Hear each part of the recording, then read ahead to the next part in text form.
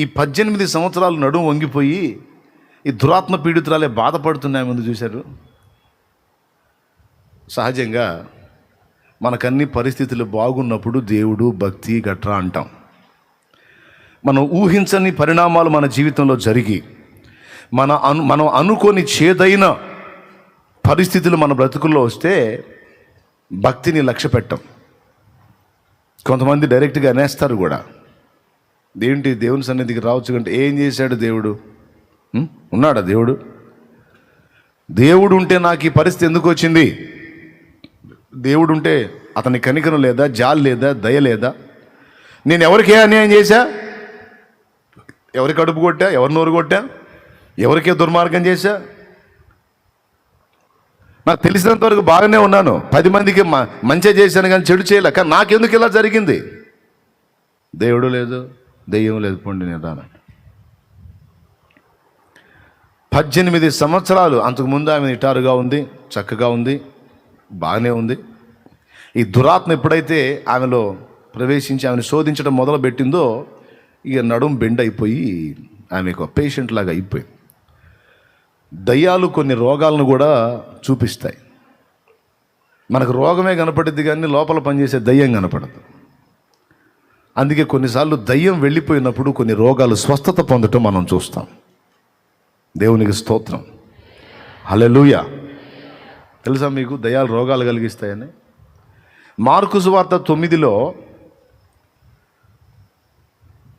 ఆ పిల్లవాడి తండ్రి చెబుతాడు మూర్ఛ వ్యాధి గురించి. వీడు మూర్ఛపోతాడు, ఫిట్స్.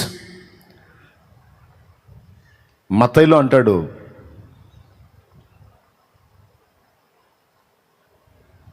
లూకాలో కూడా ఈ ప్రస్తావన దొరుకుతుంది మనకి. చాంద్ర రోగం అనే మాట వాడతాడు. దేవునికి స్తోత్రం కలుగునుగాక. చాంద్ర రోగం, ఫిట్స్ వ్యాధి. దయ్యము వానికి వచ్చినప్పుడు మూర్ఛను చూపిస్తుంది, ఫిట్స్ జబ్బు చూపిస్తుంది. అది ఇక్కడ దయ్యము ఈమె నడుము వంగిపోయేటట్టుగా, ఏమేంటి ఏదో వెన్నెముక సమస్య, వెన్నుపూస సమస్య, ఆ సమస్య, ఈ సమస్య అన్నట్టుగా. కానీ వాస్తవంగా దురాత్మ. కనపడుతున్న జబ్బును బట్టి దాని కారణాలు ఏంటి, వైద్యం ఏంటనేది వెతుక్కుంటాం సహజంగా. మొదట మనం ఆలోచించేది జబ్బు ఏందని. కానీ కొన్ని జబ్బులు, కొన్ని రోగాలు దయ్యాల వల్ల కూడా కలుగుతాయని బైబిల్ స్పష్టంగా సాక్ష్యం ఇస్తుంది. అర్థమైందా? కొన్ని రోగాలు. అలాగే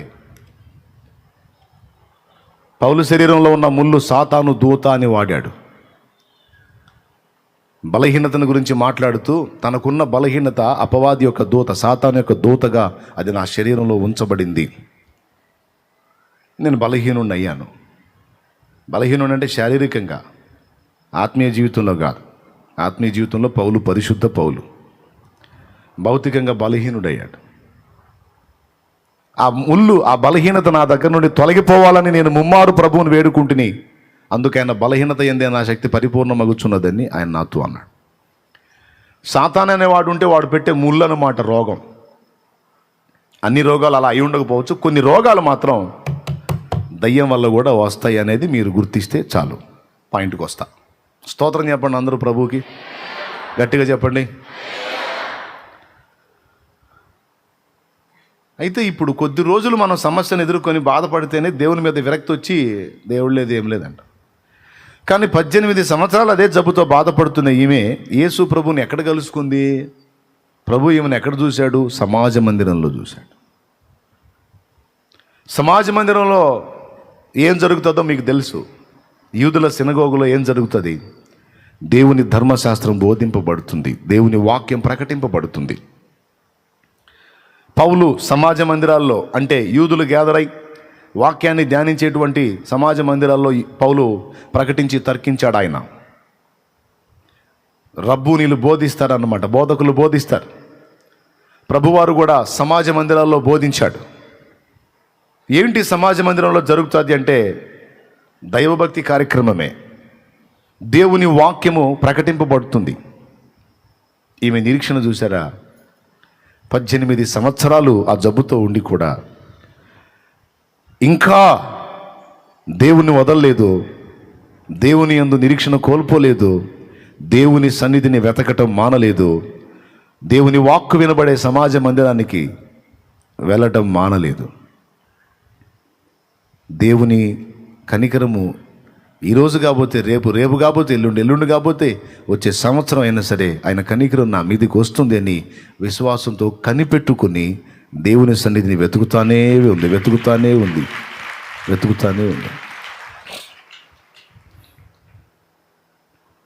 3 సంగతులు గుర్తించాను వీళ్ళిద్దరి జీవితాల్లో.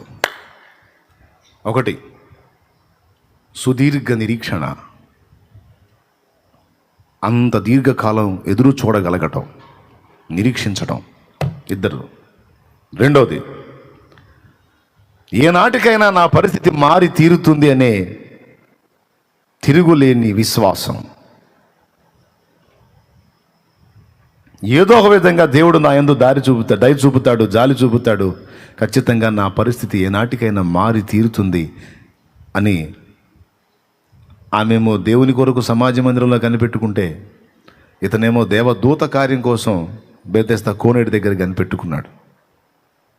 దేవదూత చేసినా అది దేవుని వల్ల జరిగే కార్యమే, కానీ దూత సొంతంగా చేసేది ఏముంది? దూతకు కూడా శక్తినిచ్చేది ఎవరు? దూతను సృష్టించిన వాడు కూడా ఎవరు? ప్రభువే. సో ఇద్దరు దూత ద్వారా, ఇతను దేవుని వైపే చూస్తున్నాడు, సమాజ మందిరంలో ఆమె దేవుని కొరకే చూస్తుంది. విశ్వాసం మొట్టమొదటిది నిరీక్షణ అయితే, రెండవది విశ్వాసం. ఏనాటికైనా నా పరిస్థితి మారుతుంది. ఇది మనకు అన్వయించుకోవచ్చు. కొన్నిసార్లు మనం అనుకునే వెంటనే జరగకపోతే ఒక రకమైన నిరాశ, నిరుత్సాహం, కృంగుబాటు, వేదన వస్తాయి. సింపుల్గా చెప్పాలంటే విరక్తి కూడా కలిగిద్ది కొంతమందికి. ఒక ముఖ్యమైన కార్యం పెట్టుకుంటారు, అది జరగలేదనుకో, లేట్ అవుతుందనుకో, దీంతో పాటు ఇంకా ఏమేమి లేట్ అయినాయి మొత్తం కుప్పేసుకొని, నా బతుకేందో ఏ తలపెట్టిన ముందుకు రావట్లా, ఏది జరగట్లా, అది జరగట్లా, ఇది జరగట్లా, అంతా వెనకబడుతుంది, అన్నీ ఇంకొక రకంగా అయిపోతున్నాయి అని కృంగిపోయి నిరీక్షణ కోల్పోతారు. నా కర్మ, నా దరిద్రం, నా బ్రతుకట్లా తగలబడింది, నా శాపం ఇది, ఏనాడు చేసుకున్న పాపమో, ఏనాడు చేసుకున్న శాపమో అని తమ స్థితిని గూర్చి సణుగువారు, శపించుకొని వారై కొంతమంది కనపడుతుంటారు. నాకు ఇది మారదు అంటారు, వాళ్ళే అంటారు. నా భర్త మారడో, నా పిల్లలు మారరో, నా భార్య మారదో, నా బంధువులు మారరో, నా పరిస్థితులు మారో, నా ఆత్మీయ జీవితం మారదో, నేను తిరిగి పరిపూర్ణమైనటువంటి అనుభవంలోనికి రాలేనో, నా కర్మ ఇంతే, నా బతుకింతే, నా జీవితం ఇంతే అని నిరాశ విభులోకి వెళ్ళిపోయి నిరీక్షణ కోల్పోయి, బాగుపడుతున్న మాట వదిలిపెట్టి, బాగుపడుతున్న విశ్వాసం వదిలిపెట్టి, నా కర్మ ఇంతే అని విశ్వాసాన్ని కోల్పోయిన వాక్కుని రిలీజ్ చేస్తూ ఉంటారు, విడుదల చేస్తూ ఉంటారు. బాగా వినండి. కానీ ఇక్కడ ఈ ఇద్దరి జీవితాల్లో మనం గమనిస్తే సుదీర్ఘ నిరీక్షణ, మొక్కవోని విశ్వాసం, దేవుని కార్యం కొరకు ఆశగా కనిపెట్టుకున్న మూడవ సంగతి, వేకువ కోసం కావలివాడు ఆశతో వేచినట్లు కలత నిండిన నా హృదయం నీకై చూచుచున్నది. విచిత్రం చెప్పనా? దేవుడు కనికరం కలిగిన వాడే, దేవుడు సహాయం చేస్తాడు, ఆ దూతను పంపిస్తాడు, ఆ నీళ్లు గదిలిస్తాడు. కానీ నన్ను ఎవడేస్తాడు నీళ్లలో కానీ కనిపెట్టుకున్నాడు వాడు. ఆ నీళ్లలో పడితే కార్యం జరిగిద్ది, కానీ నన్ను అందులో వేసేవాడు ఎవడు? అటు దూత కార్యం కొరకు కనిపెట్టుకున్నాడు, ఎవడన్నా తీసుకెళ్ళి వేస్తాడేమో అని ఇంకొకటి కోసం కనిపెట్టుకున్నాడు. అని విసుగు రాదా? నెల, 2 నెలలు, 3 నెలలు, సంవత్సరం, 2 సంవత్సరాలు, 3 సంవత్సరాలు, 4 సంవత్సరాలు అంటే అదే కష్టం. అలాంటిది 38 సంవత్సరాలు. వాక్యం అంటుంది, వాడప్పటికి బహుకాలము నుండి ఆ స్థితిలో ఉన్నాడని ప్రభు ఎరిగి స్వస్థపడగోరుచున్నావా అని అడిగితే ఆ విశ్వాసం చూడండి. అయ్యా స్వస్థపడగోరకపోతే ఇలానే ఉండగోరుతానా నేను అంటే, కొంతమంది ఏం చేస్తారంటే విడుదల పొందటం కోసం ప్రయత్నిస్తారు. ప్రయత్నించి విడుదల దొరకకపోతే ఇక రాజీ పడతారు కొన్ని విషయాల్లో. స్తోత్రం. ఏనుగుని మీరు చూసారా? ఏనుగు ఎంత పెద్దగా ఉంటుంది? దాన్ని కట్టేసే గొలుసు ఎంత ఉంటుంది చూడండి. ఏనుగు ఎంత, దాన్ని కట్టేసే గొలుసు ఎంత? పెద్ద పెద్ద ఇంతలా దొంగల్ని కూడా అలా తొండంతో పట్టేసుకొని అలాగ తీసి అవతల పడేసి, దాన్ని తోలే మనిషి ఎంత, దాని మీద ప్రయాణం చేసే మనిషి ఎంత, దాన్ని బంధించే గొలుసు ఎంత, అదెంత? అంత పెద్ద ఏనుగు, దాని ఒక్కొక్క కాలు పెద్ద స్తంభంలాగా ఉంటుంది. అంత పెద్ద ఏనుగు అంత చిన్న గొలుసుకి ఎట్ట ఆగింది? ఆశ్చర్యమే. ఒక్కసారి కాలు సరిగ్గా ఇలా అందంటే వాడు చెట్టు కట్టేసినా సరే గొలుసు తెగిపోవటం లేదా చెట్టు పడిపోవటం జరిగిద్ది. అంత బలం. గజబలం అంటే ఇక ఊహించుకోండి మీరు. ఇక ఏనుగు బలం. ఎవరినైనా బలవంతుణ్ణి పోల్చాలంటే 1000 ఏనుగుల బలం అంటారు. సో అతిపెద్ద బలానికి ఏనుగు ఒక సూచనగా ఉంటుంది. అలాంటి ఏనుగు చిన్న గొలుసుకి ఎలాగా కంట్రోల్ అయిపోతుంది? ప్రభువుకి స్తోత్రం. హల్లెలూయా. మావటివాడి చేతిలో ఉన్న అంకుశం ఎంత? ఏనుగును తోలేవాడిని మావటివాడు అంటారు. మావటివాడి చేతిలో ఉండేది అంకుశం. ఒక పక్క రింగు తిరిగి ఉంటుంది, బడిసెలాగా ఉంటుంది, ఈటలాగా ఇంతే ఉంటుంది. అది అంత చిన్నదే. దాంతో సరిగ్గా వాడు పొడిస్తే దానికి చిన్న గాయం అయిద్దేమో కానీ ఏం కాదు. కానీ ఆ తొండం తీసుకొని కొట్టింది అనుకో, మళ్ళా అప్పగింతలు చెప్పుకోవడానికి ఇంక మాట కూడా ఉండదు. ఆ అంకుశంతో 20 సార్లు పొడిచినా దానికి ఏదో చిన్న చిన్న గాయాలు అవుతాయి తప్ప దానికేం కాదు, ప్రాణం పోదు. మావటివాడు పర్సనాలిటీ ఆడా, ఏనుగు ఆడా? గొలుసు ఆడా, ఏనుగు ఆడా?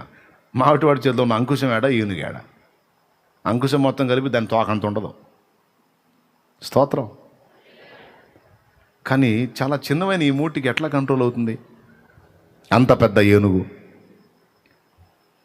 అంటే మన వాళ్ళు సైంటిఫిక్గా చెప్తారు, ఏనుగు కంటికి మనం చాలా పెద్దవాళ్ళలా కనపడతామని. కోర్స్ అయితే అయి ఉండొచ్చు, అది వేరే సంగతి. ఎందుకంటే వాళ్ళు పరిశోధన చేసి చెప్పారు, మనం చేయలేదు కాబట్టి మనం నమ్మలేం. మనకు కూడా అది చూపిస్తే ఇది ఎలా ఉంటుంది అంటే అప్పుడు నమ్ముదాం. నేషనల్ జియోగ్రాఫిక్ ఛానల్ పెట్టుకొని నీకు వెతుక్కోవాలా దాని గురించి ఏం చెప్పారని. సో అది పక్కన పెట్టేద్దాం. అసలు ఇంకొక స్పష్టమైన కారణం చెప్తాను. ఏనుగుని ఏం చేస్తారంటే పసిప్రాయంలో తీసుకొస్తారు కదా, దాన్ని పసిప్రాయంలో తెస్తారు. పెద్దవాటిని కూడా కంట్రోల్ చేయడానికి ట్రై చేసేవాళ్ళు ఉన్నారు కొంతమంది. అది పెద్ద సాహసంతో కూడుకున్న పని. ఏనుగు పిల్లల్ని పట్టుకొస్తారు. అది చిన్న దశలో ఉన్నప్పుడు దాని గొలుసు పెద్దగా ఉంటుంది, తెంచుకోలేదు. అంకుశం కూడా దానికి పెద్దగా అనిపిస్తుంది. ఆ గాయం కూడా బాగా ఇబ్బంది కలిగిస్తుంది. తర్వాత మనిషి కూడా దానికి పెద్దగా కనపడతాడు. అది ఏనుగు పిల్ల పర్సనాలిటీ. అది స్క్రీన్ మీద మీకు కనపడుతుంది చూడండి. ఏనుగు పిల్ల పర్సనాలిటీ అది. మనిషి ఎంత ఉన్నాడు, ఏనుగు ఎంత ఉంది, పిల్ల. ఓకే, అప్పుడు కట్టే ఆ గొలుసులా తెంచుకోలేదు. అది దాని ఆరంభం. స్టార్టింగ్లో ట్రై చేస్తుంది తెంచుకోవడానికి, అది రాదు.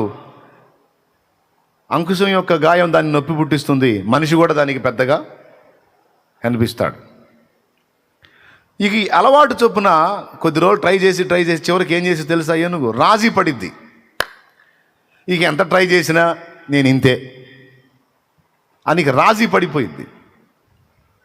రాజీ పడిపోయి పోరాటం మానేసి ఆడు చెప్పినట్టు చేయటం మొదలుపెట్టింది. దానికి ఎంతో బలం పెరిగింది.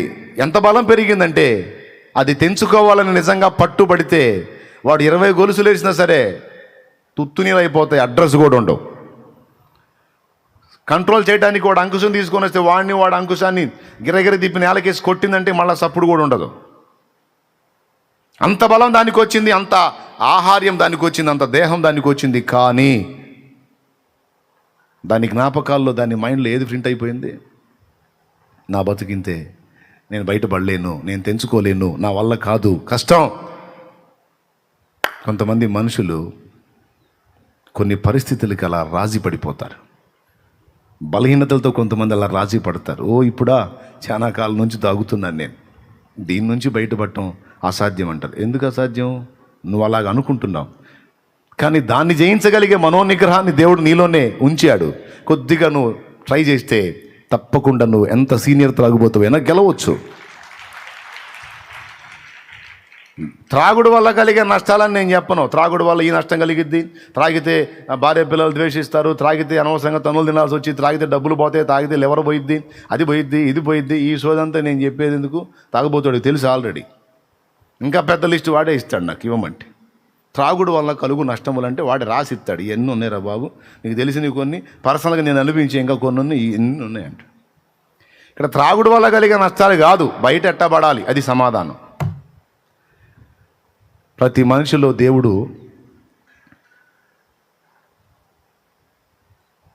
ఆశ నిగ్రహాన్ని, మనో నిగ్రహాన్ని, ఇంద్రియ నిగ్రహాన్ని కొంత ఏర్పరిచే ఉంచుతాడు. తెలుసా మీకు? లేకపోతే ఇప్పుడు ఈ ప్రపంచం ఇలా నడవదు. చాలా విషయాలు మనం చూడండి, మన చుట్టూ జరుగుతున్న వాటిని మన కళ్ళ ముందుకు అందుబాటులోకి వచ్చి చాలా విషయాల్లో కంట్రోల్ చేసుకుంటుంటాం, కోపాన్ని కంట్రోల్ చేసుకుంటాం. కొంతమంది నాకు చాలా కోపం అండి, నేను ఊరకనే కోపడతాను అంటాడు. ఎమ్మెల్యే దగ్గర పోయి కోపడతాడా? పక్కన వాళ్ళతో చెబుతాడు, నేను చాలా కోపిష్టి మనిషిని అండి, నేను చాలా కోపదారిని అంటాడు. ఎవడి దగ్గర నీ కోపం?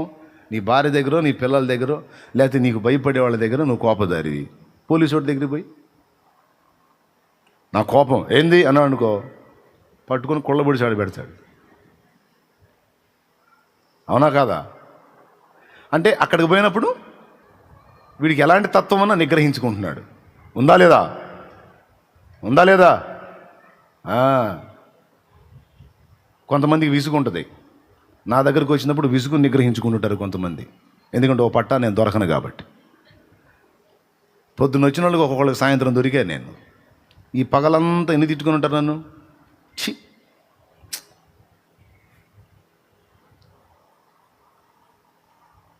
అవునా?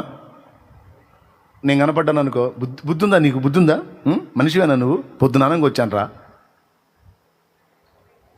అని ఎవరన్నా అన్నారా? అన్నారు. ఎందుకు? విసుగు వచ్చినా, చిరాకు వచ్చినా, కోపం వచ్చినా, బాధ వచ్చినా నేను కనపడగానే వందనాలు అన్నయ్య,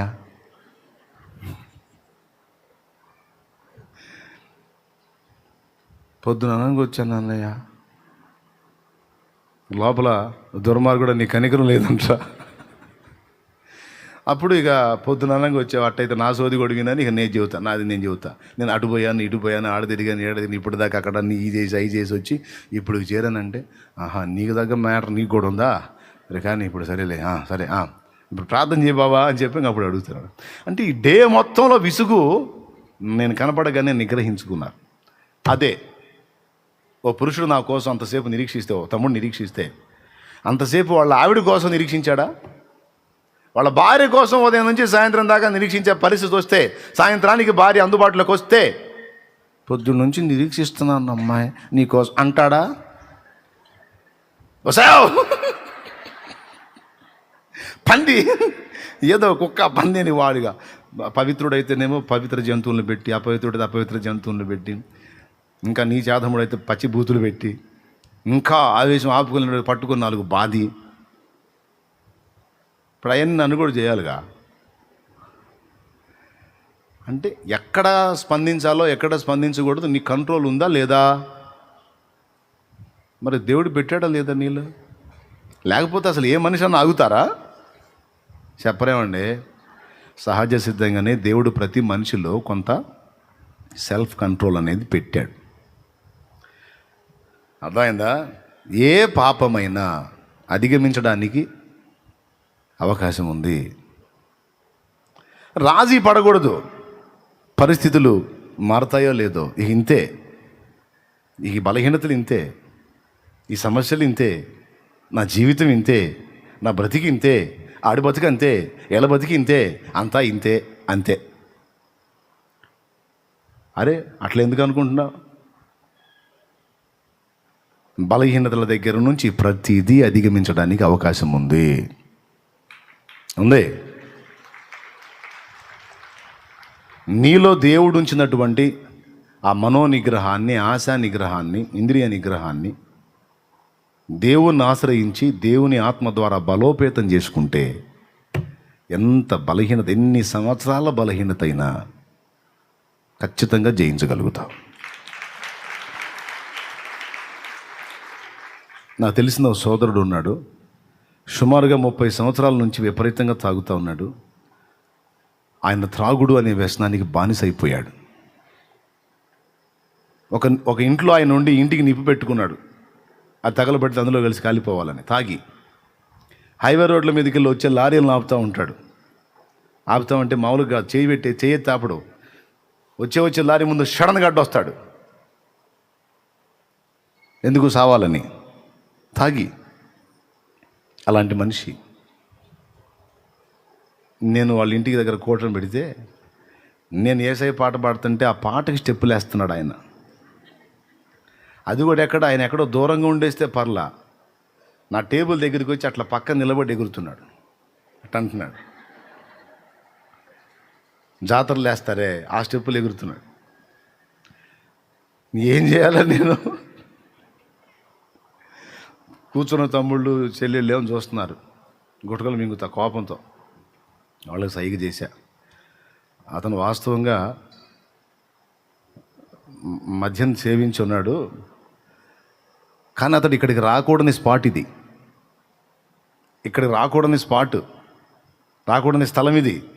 కానీ ఈ స్థలానికి వచ్చి ఎగురుతున్నాడంటే ఏర్పాట్లో ఉన్నాడు. కదిలించవాకండి, కూటం అయిపోనిండని ఆయన ఏమల్లా. బ్రదర్, అద్భుతంగా నాట్యం ఆడుతున్నావు, చాలా సంతోషం, అసలు నువ్వు ఎగురుతుంటే నాకు ఇంకా పాడాలనిపిస్తుంది, కూర్చో, అయిపోయి నాకు పాడుకుందాం ఇద్దరు కూర్చోనని కూర్చోబెట్టా. ప్రశంసించాను కదా. కూర్చున్నాడు. కూర్చొని చక్కగా దేవుని మాటలు విన్నాడు. ఆత్మలో కార్యం జరిగింది. కూటం అయిపోయిన తర్వాత ఇక స్టెప్పులు ఇలా సైలెంట్గా దగ్గరకు వచ్చాడు. నెత్తి మీద చేయించి ప్రార్థన చేశాను. అప్పుడు నోరు తెరిసి ఒక మాట అన్నాడు, ఈ త్రాగుడి నుంచి నేను విడుదల పొందాలనుకుంటున్నానయ్యా అన్నాడు. నిజంగా మనస్ఫూర్తిగా దాని నుంచి నువ్వు బయటపడాలని అనుకుంటున్నావా అని అడిగాను నేను. అవునయ్యా, బయటపడాలి అన్నాడు. నిజంగా కోరుతున్నావా? నిజంగా కోరుతున్నా. అట్లయితే రేపు స్నానం చేసి, పొద్దున్నే తలంటు స్నానం చేసి ఏమీ తినకుండా 3 రోజులు మజ్జిగ, మంచినీళ్ళు, ఏదన్నా డ్రింకు ద్రవ పదార్థంగా తీసుకొని పొట్ట ఖాళీ లేకుండా, గ్యాసు, ఎసిడిటీ లాంటివి ఫామ్ అవ్వకుండా కాస్త నీళ్ళతో నింపుకుంటూ, లేదా ద్రవ పదార్థంతో నింపుకుంటూ, కొబ్బరి నీళ్ళు, బోండా నీళ్ళు ఉంటాయి కదా, హీట్ చేయకుండా లేత బోండా నీళ్ళు తాగితే చలవ, వేడి తగ్గుతుంది. అట్లాంటి ఏదన్నా తీసుకుంటా ఒక 3 రోజులు కఠిన ఉపవాసం చేయగలవా అన్నా. 3 రోజులేగా, ఒక్కోసారి దీని రందిలో పడి వారాలు తినలేదు నేను. 3 రోజులు ఎంత ఉంటా పో అన్నాడు. నేను ఎక్కడికి పోయేది, నేను ఎక్కడే ఉన్నా. సరే ఉంటా అన్నాడు. నిజమే, ఈ మాట నిజంగా నువ్వు నెరవేర్చే పని అయితే నిజంగా నీకు మారాలంటే రేపు పొద్దున రమ్మన్నా. నిజంగా నేను తలకు పోసుకొని వచ్చాడు. ఉన్నానయ్యా ఈరోజు అన్నాడు. కన్ఫామ్, నువ్వు ఖచ్చితంగా విడుదల పొందుతావు అని చెప్పాను. ఇక ఆ రోజు నుంచి 3 రోజులు ఏమీ తినలా. మందిరంలో తిరుగుతున్నాడు. అయ్యా ప్రభువా నన్ను విడిపించంటున్నాడు, ప్రార్థన చేస్తున్నాడు, కూర్చుంటున్నాడు, లెగుస్తున్నాడు. ఎట్లా ఉంది అన్నాను. ఎట్లా అన్నా ఉన్నాయి అయ్యా, కొంచెం లాగుతుందిలే, కానీ లాగినా నేనే ఇంకా కదిలేదు లేదు, ఒళ్ళంతా పట్టేస్తున్నట్టుందయ్యా అని. ఏం పర్వాలా, నువ్వేం వర్రీ కావద్దు, విడుదల వచ్చింది, నేను చెప్పినట్టు చెయ్యి. 3 రోజులు కఠిన ఉపవాసం చేసి అయిపోయిన తర్వాత ఇక నా దగ్గరికి వచ్చాడు. నువ్వు ఎన్ని సంవత్సరాల నుంచి తాగుతున్నావు? 30 సంవత్సరాల నుంచి తాగుతున్నాను. ప్రతిరోజు సాయంత్రానికి దానివైపు ఆకర్షింపబడుతున్నావు కదా? అవును, ఆకర్షింపబడుతున్నాను. కానీ నీకు తెలుసా, నీ దగ్గర ఎంత పట్టుదల ఉందో నీకు తెలుసా? నీ దగ్గర ఎంత మొండితనం ఉందో నీకు తెలుసా? నీ దగ్గర ఎంత నిగ్రహ శక్తి ఉందో నీకు తెలుసా? ఈ 3 రోజుల్లో నీకు అర్థం కాలేదా? నువ్వు ఇంటికెళ్ళి అన్నం పెట్టు అంటే నీ భార్య పెట్టదా? నీ చేతి నిండా జేబు నిండా డబ్బులు ఉన్నాయి, నువ్వు హోటల్కి వెళ్ళి రుచికరమైన భోజ్యాలు తినలేవా? మార్కెట్లో బళ్ళు ఉన్నాయి, కొనుక్కొని తినలేవా? నీ చేతిలో డబ్బులు ఉన్నాయి, ఇంట్లో ఆహారం ఉంది, హోటల్లో ఉంది, మార్కెట్లో ఉంది, ఏది కావాలంటే తెచ్చుకొని తింటానికి డబ్బులు ఉన్నాయి, అన్నీ ఉన్నాయి. కానీ 3 రోజులు అన్నీ అందుబాటులో ఉన్నా టచ్ కూడా చేయకుండా, వాటికి వెళ్ళి కూడా చూడకుండా అలా నిలబడిపోయావంటే ఎంత మొండితనం ఉంది నీ దగ్గర, ఎంత పట్టుదల ఉందో చూడు. ఎక్కడ నువ్వు బానిసవయింది? ఇదే పట్టుదల దాని మీద చూపించన్నా, ఇదే మొండితనం ఇక దాని మీద చూపించు. ఏది నిన్ను బలహీనపరుస్తుంది దాని మీద చూపించు, ఆటోమేటిక్గా కంట్రోల్ అయిపోయిందని చెప్పాను. అతనిలో ఉన్నటువంటి ఆ నిగ్రహ శక్తి అనేది దేవుని సన్నిధిని ఆశ్రయించాడు గనుక దాన్ని దేవుడు తన ఆత్మ ద్వారా అభివృద్ధి చేశాడు. దేవుడు మనకు శక్తియు ఇంద్రియ నిగ్రహమును గల ఆత్మనిచ్చింది కానీ పిరిగితనము గల ఆత్మని లేదంటాడు కదా. తన ఆత్మశక్తి ద్వారా అతన్ని ఇంకా ఉజ్జీవింపజేశాడు. ఎందుకంటే హృదయపూర్వకంగా దాని నుంచి విడుదల పొందగోరాడు కనుక. ఎన్నేళ్ళ సమస్య అది? పెద్దగా చెప్పండి. 3 ఏళ్ళ? 13 ఏళ్ళ? కావాలని అడుగుతున్నారులే. 30 ఏళ్ళు ఇక దెబ్బకు పోయింది దరిద్రం వదిలి. ఇక అప్పటి నుంచి ఇప్పటిదాకా దేవుని కృపను బట్టి ఇక దాని జోలికి పోలా, చక్కగా దేవుని కృపలో అలాగా తన కుటుంబంతో వర్ధిల్లుతూ ఉన్నాడు. ఎందుకు ఈ మాట చెప్పానంటే, రాజీ పడకూడదు. ఏనుగు ఎట్టా రాజీ పడింది? చిన్నగా ఉన్నప్పుడు అవన్నీ దాన్ని ఆపినాయి, పెద్దగా అయినప్పుడు తెంచి అవతల పడేసి వెళ్ళిపోగలిగింది. కానీ ఆ చిన్నప్పుడు అనుభవాలనే మదిలో పెట్టుకొని దాన్ని అధిగమించే శక్తి దానికి వచ్చినప్పటికీ కూడా దాన్ని అధిగమించలేక అక్కడే బందీ అయిపోయి గొలుసులతో, అంకుశంతో, మావటివానితో రాజీ పడిపోయింది. మనకు ఒక మావటివాడు ఉన్నాడు, సైతాను. వాడు గుచ్చే అంకుశం ఒకటి ఉంది మనల్ని కంట్రోల్ చేయడానికి. వాడు కట్టేసే సంఖ్యలు కొన్ని ఉన్నాయి, బలహీనతలు అనే సంఖ్యలు. వ్యభిచార పాపం, గుట్కా, కైని పాపం. కొంతమంది ఎంత మంచోళ్ళో కానీ ఏదో జామున ప్యాకెట్ తీసి చేతులు వేసి ఎట్టిట్టని దాన్ని బాగా అట్లా చేసి పరుసులో డబ్బులు పెట్టినట్టు పెడుతుంటారు నోట్లో పక్కదాన్ని వేసి పడేశాడు. ఒక్కొక్కడికి ఒక్కొక్క టైపు సంఖ్యలు వేసి పడేశాడు. జోదం ఒక సంఖ్యలు అయిపోయింది కొంతమందికి. జోదం, ప్యాకాడ జోదం, లాటరీ టికెట్ల జోదం, అదొక జోదంతో సమానం. లాటరీ టికెట్ల పిచ్చి ఎప్పుడో ఒకసారి తగిలిద్ది, ఓ 10 ఏళ్ళో 4 ఏళ్ళో 5 ఏళ్ళో. ఇక టికెట్ల మీద లచ్చలు మైండ్లో పెట్టుకోవటం, ఎక్కువ కొనటం, అదొక వ్యసనంగా మారిపోయింది. ఈసారి తగిలిద్ది, ఈసారి తగిలిద్ది, ఈసారి తగిలిద్ది, ఈసారి మొత్తం పెడుతుంటాడు. ఎవరెవరు ఏ బంధకాల్లో ఉన్నారో బందీలు అయిపోయి. క్రికెట్ బెట్టింగ్లు, సెల్ ఫోన్లో, ప్యాకాట్లో, డ్రగ్స్, ఎవరెవరు ఏ గొలుసులతో కట్టబడ్డారో సైతానుగాడు కట్టాడు, పడేశాడు. దేవుడు అంటున్నాడు, ఒక్క దెబ్బతో నువ్వు తెంచి వేసుకోగలవు, ఎందుకంటే శక్తి నాది, బలం నాది. నువ్వు నిజంగా హృదయంలో తీర్మానం చెయ్యి. నువ్వు హృదయంలో నిజంగా నాకు వద్దు, ఇది నేను మానుకోవాలి అనే దృఢ నిశ్చయం చేయి. తర్వాత పని నేను చూసుకుంటా అంటాడు దేవుడు. దాని విషయంలో మళ్ళీ మెతకబెట్టుకోవద్దు. నాకు వద్దు అనేది పూర్తిగా నిశ్చయం చేసుకో. తర్వాత దాని నుంచి ఎట్లా విడుదల పొందాలో నేను చెప్తున్నాను. ప్రతి మనిషికి దేవుడు కృపనివ్వగలడు. సో ఈ సంఖ్యలు కొంతమందికి సమస్యల సంఖ్యలు, రోగాల సంఖ్యలు, ఆ జబ్బని ఈ జబ్బని, ఇది తగ్గదంట, ఇది ఇప్పట్లో బాధంట, ఇది మామూలు జబ్బు కాదంట, అదంట ఇదంట, రోగాల సంఖ్యలు, అప్పుల సంఖ్యలు, ఆర్థిక ఇబ్బందుల సంఖ్యలు, కుటుంబాల్లో వ్యక్తుల పరిస్థితులు బాగలేని సంఖ్యలు. ఒకటని ఏం చెప్పేది, ఎవరికి వేయాల్సిన సంఖ్యలు వాళ్ళకి వేసి కూర్చోబెట్టి ఇక నీ బతుకు ఇంతే ఇంతే అని పాట పాడుతున్నాడు ఆ లూసిగాడు. ఏ లూసిగాడు?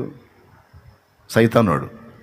ఆ పాట పాడుతున్నాడు. దేవుడు ఏమంటాడంటే, యెహోవా కొరకు ఎదురు చూచువారు ధన్యులు, కనిపెట్టువారు ధన్యులు, వారు నూతన బలము పొందుతారు. హల్లెలూయా. యేసు నీ కోసం వెదికే నా ప్రాణం, నా తండ్రి నీ కోసం ఈనారాటం.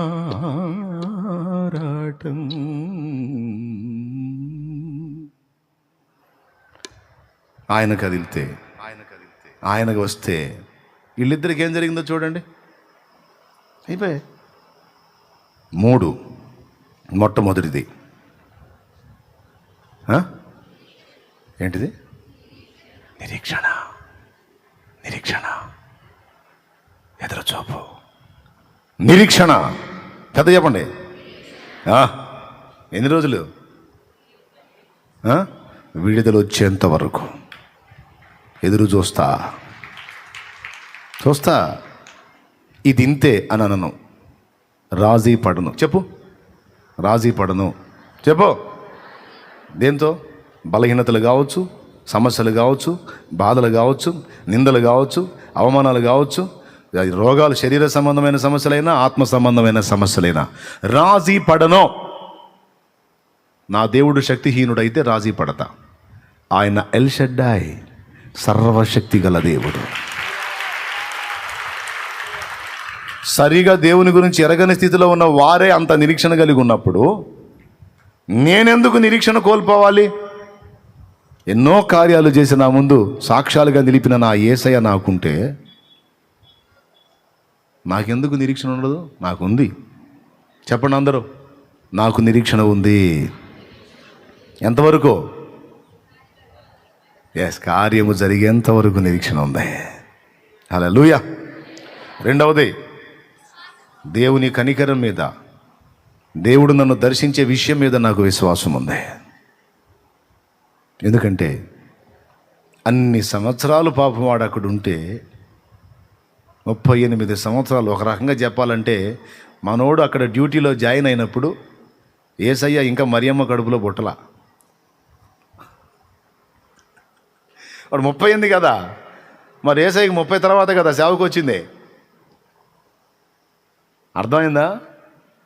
యేసయ్య ఆగమనానికి ముందే మనోడు నాకు తెలిసి సుమారుగా ఎన్ని సంవత్సరాల ముందు, ఆయన పుట్టుకకు ఎన్ని సంవత్సరాల ముందు అక్కడ డ్యూటీలో జాయిన్ అయ్యాడు? సుమారుగా 7 సంవత్సరాలు అనుకోండి. అంటే ఎప్పటి నుంచి ఉన్నాడు? యేసయ్య చూశాడు, మరి వీడు నేను పుట్టక ముందు నుంచి ఉంటున్నాడు భూమి మీద. నేను పుట్టక ముందు నుంచి ఉన్నాడు భూమి మీద. మనిషిగా నేను మరియమ్మ కడుపు నుంచి రాకముందు ఇక్కడ చేరాడు వీడు. వాడప్పటికి బహుకాలము నుండి ఆ స్థితిలో ఉన్నాడని ఎరిగి మన హృదయంలో ఉన్న ఆ ఆశ చూశాడు, కనిపెట్టాడు. ఇన్ని సంవత్సరాల నుంచి ఉన్నాడు, బహుకాలము నుండి ఆ స్థితిలో ఉన్నాడని ఎరిగి, ఇన్నేళ్ళు ఉన్నా నువ్వు ఆ కోనేటి కోసం కనిపెట్టుకోవటం మానలేదా? ఒరి, నీ నిరీక్షణ మామూలు మాదిరి కాదురా, నువ్వు మా వాళ్ళకని తీసుకున్నాడు మన సబ్జెక్ట్. దేవునికి స్తోత్రం. హల్లెలూయా. నా బిడ్డలందరికీ మంచి మాదిరిరా నువ్వు. ఒక దూత వచ్చి కదిలించే నీళ్ల కోసమే అతడు 38 ఏళ్ళు నిరీక్షిస్తే, జీవము గల దేవుడు సర్వశక్తుడి కోసం మనం ఎంతకాలం నిరీక్షించాలో ఊహించండి.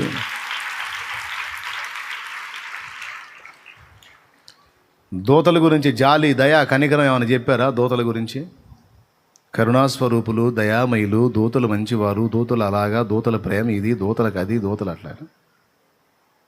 ఏదో ఆదరిస్తారు, ఓదారుస్తారు, ధైర్యపరుస్తారు, పరిచర్య చేస్తారు. కానీ ఇవన్నీ కలిగి ఉన్నవాడు దయ, కరుణ, ప్రేమ, జాలి, మన విషయంలో బాధ్యత, మన కొరకు ప్రత్యేకమైన శ్రద్ధ మన నాన్నకు ఉంటుంది. ఎవరు మన నాన్న? తండ్రి. ఎవరు మీ నాన్న? ఎవరు? ఉన్నాళ్లే, దరిద్రుడు అంటారు కొంతమంది. తండ్రుల చేత బాధింపబడ్డాడు, తాగుబోతు తండ్రుల్ని కలిగి ఉన్నాడు. దేవునికి స్తోత్రం.